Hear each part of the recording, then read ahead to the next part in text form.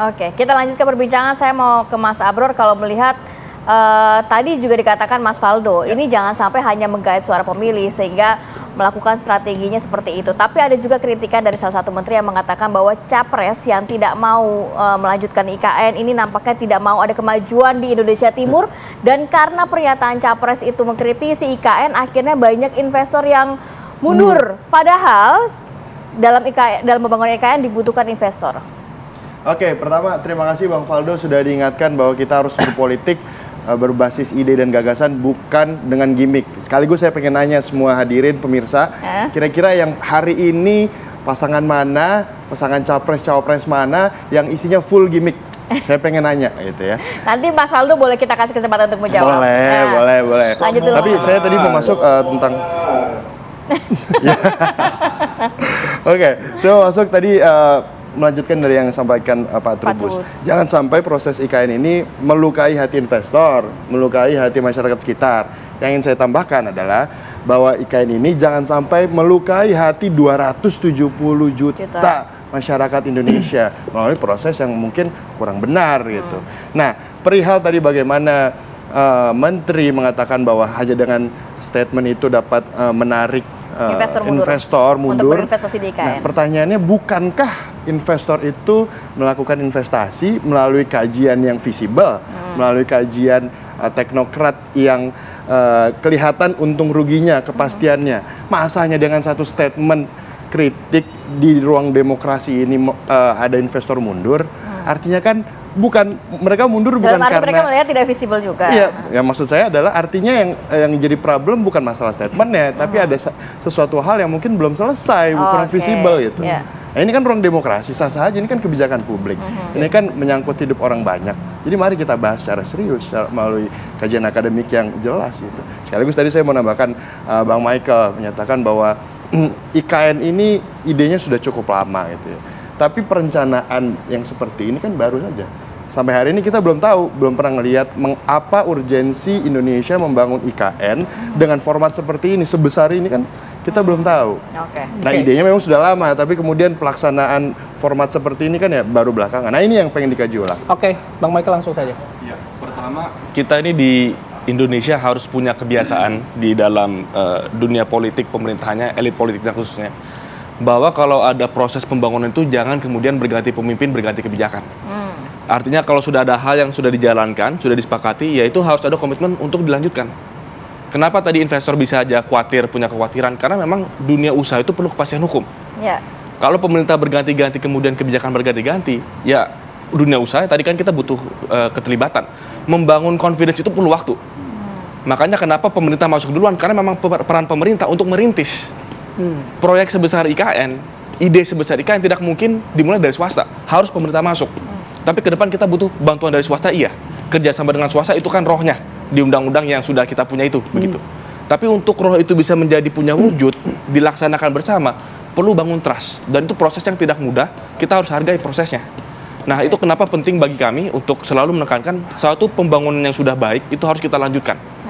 Perbaikan-perbaikan kita jalankan sambil kita berjalan. Nah, ini contoh yang dilakukan Pak Jokowi bukan cuma bicara soal IKN. Waktu Pak Jokowi masuk ke Jakarta 2012, saya ingat betul, proyek MRT sudah digagas berpuluh-puluh tahun, 30 tahun kalau nggak salah, ada rencananya. Tapi begitu beliau jadi gubernur Jakarta, langsung diwujudkan, begitu. Ide IKN saya rasa juga sama. Idenya sudah puluhan tahun dari zaman presiden pertama bahkan. Berarti political will ya di situ ya? Ada political will yang kuat di situ maksudnya? Betul, perlu political will untuk bisa mewujudkan satu ide. Perencanaan itu ya pasti perlu ada perencanaan awal yang baik. Tapi sebanyak hal itu sambil berjalan. Waktu bangun MRT di Jakarta juga begitu. Banyak pembangunan yang dilakukan oleh pemimpin-pemimpin kita harus seperti itu gitu. Nah, ini yang Pak Ganjar akan lakukan. Karena kita sadar ada komitmen di awal, ada proses yang kita hargai, ada kepercayaan yang harus kita bangun. Nah, sekarang pertanyaannya adalah capres mana yang akan bisa mewujudkan komitmen itu. Dan kami yakin bahwa Pak Ganjar punya pengalaman di Jawa Tengah untuk mengurus suatu wilayah yang besar. Ini pengalaman yang akan bisa mewujudkan IKN yang adil, bisa bermanfaat bagi masyarakat, bukan hanya untuk aparat, dan juga punya suatu terobosan baru, kota IKN sebagai kota modern, digital, dan juga kota green. Dengan pembangunan sampai saat ini, apa yang Anda sampaikan tadi kan Pak Ganjar posisinya adalah melanjutkan, tapi kan pasti punya catatan-catatan juga gitu, ada evaluasi-evaluasi juga gitu. Nah, penekanannya pada yang mana? soal evaluasi pembangunan IKN itu? Ya, Pak Ganjar kebetulan lagi ada di Balikpapan dan memang ada rencana ini saya belum update lagi ya jadwal beliau, tapi ada ide untuk berkunjung ke IKN juga gitu. Untuk bisa melihat langsung progresnya sudah sampai mana. Jadi hal-hal seperti ini kenapa dilakukan oleh Pak Ganjar? Kenapa? Karena memang harus lihat langsung apa yang sedang dibangun, kekurangannya apa. Sudah sejauh mana? Sudah sejauh mana. Kita nggak bisa sekedar menerka-nerka dari jauh, berdialektika dari jauh, tapi memang harus lihat kondisi di lapangan. Nah itu kenapa Pak Ganjar dan Pak Mahfud itu bukan hanya bicara IKN-nya. Semua pembangunan di Indonesia yang sedang terjadi, mereka berdua, beliau ini sedang berkunjung ke seluruh penjuru Indonesia. Jadi kita memanfaatkan masa kampanye ini juga untuk langsung menyerap aspirasi, melihat langsung, dengar langsung dari rakyat di lapangannya, dari pekerja di lapangannya. Nah itu rencana yang akan kita lakukan untuk bisa tahu titik-titik mana yang harus kita perbaiki supaya pembangunan bisa lebih. Kalau itu soal pembangunan IKN, tapi sedikit tadi ketika soal gimmick ya, saya harus tanya ke Bang Faldo nih tadi, saya udah disampaikan oleh Bang Abror gitu. Nah apakah ini juga benar kata Bang Faldo, jangan-jangan ini hanya sekedar gimmick untuk menarik perhatian pemilih itu? Dijawab tadi sudah sama Bang Abror. Langsung ke Bang Faldo. Bang Faldo. Ya kayak saya kira kalau gimmick ya Pak Anies lagi bikin gimmick gini, oh IKN kita stop dulu, habis itu kita selepet sarung sedikit gitu kan. Ya kalau bicara gimmick Mas, semuanya gimmick Mas Bayu, Mbak Titin, maksudnya memang semuanya gimmick, ada gimmicknya, tapi kan lagi-lagi dalam hal ini kita bisa melihat, bicara soal policy, bicara soal kebijakan, ya kita soal arah bangsa, levelnya presiden loh, capres loh ini ya, yang nggak bisa main-main gitu. Kita udah tahu undang-undangnya sudah diketok, ada koalisinya yang juga ngetok di dalam sana, PKB sama Nasdem. Kita bernegara kan nggak bisa sembarangan gitu. Kalau seandainya undang-undangnya sudah ada, memang ada proses untuk mengkaji. Kalau saya memang Pak 10 tahun dari Bung Karno kata Bro Mike tadi digagalkan gitu oleh Pak Anies Baswedan. Revolusioner sih memang koalisi perubahan ini dalam hal ini gitu. Jadi maksud saya koalisi perubahan ini benar-benar berubah ini republik ini nih nanti ini gitu loh. Wah, dan kita masih seumuran kok, nggak apa-apa, udah santai aja. Maksud saya benar-benar berubah gitu. Koalisi perubahan Indonesia ini berubah total lah gitu. IKN-nya sudah jalan, gagasan puluhan tahun dibelokin. Kemungkinan nanti semuanya gitulah. Hebatlah koalisi perubahan, top. Mungkin itu gimmicknya kali dari koalisi perubahan itu. Jangan-jangan gimmicknya itu adalah perubahan itu sendiri, Mas atau Mbak, gitu loh. Oke, thank you Bang Faldo. Tapi kita nggak ada waktu lagi buat nanya konfirmasi. Ya, singkat saja. Tadi bicara tentang melanjutkan apa yang sudah baik gitu ya.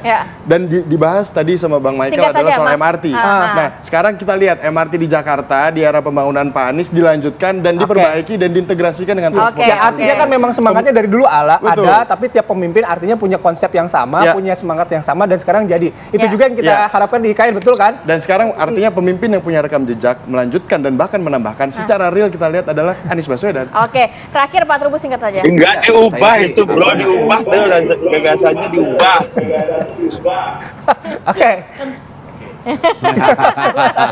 Silakan Pak singkat saja. Ya. Kalau saya sih intinya gini ya, mohon konsisten gitu ya, konsisten dalam arti kita selalu memang kita ingat ya, ketika Pak SBY dulu ada rencana membangun jembatan Selat Sunda. Oleh Pak Jokowi nggak dilanjutkan. Hambalang akhirnya jadi mangkrak seperti itu. Kan itu kan sesuatu yang harusnya dilanjutkan. Nah kalau misalnya nanti pemimpinnya tidak melanjutkan sesuatu yang sudah ada, ini kan jadi berbahaya, rugi juga masyarakat yang anggaran APBN juga yang ini. Tapi saya percaya bahwa apa yang disampaikan tim dari Amin ini juga merencanakannya sesuatu yang sifatnya bertahap sebenarnya, arahnya ke sana. Tidak berarti stop. Karena kalau stop betul yang Hambalang sama jembatan Selat Sunda akhirnya juga nggak berhasil apa-apa kan gitu. Nah, kita juga yang rugi ya Pak. Yang rugi kita juga kan, APBN sudah mengalir ke sana berapa yang kedua. Kalau misalnya terlalu dilanjutkan terus seperti ini kan, pokoknya lanjut tanpa ada ini. Ini juga harus dilihat dulu, ini kalau lanjut terus anggarannya ujung-ujungnya APBN semua yang di ini tanpa ada upaya untuk ada infrastrukturnya, percuma saja kan gitu. Ya, baik. Terima kasih banyak Pak Trubus. Sama-sama ya. Terima kasih Mas Michael, Mas Abror dan juga Mas Bang Faldo, terima kasih sudah bergabung bersama kami pagi hari ini. Terima kasih. Kami jeda, nanti kami kembali dengan informasi terbaru dari Gaza, Palestina sesaat lagi.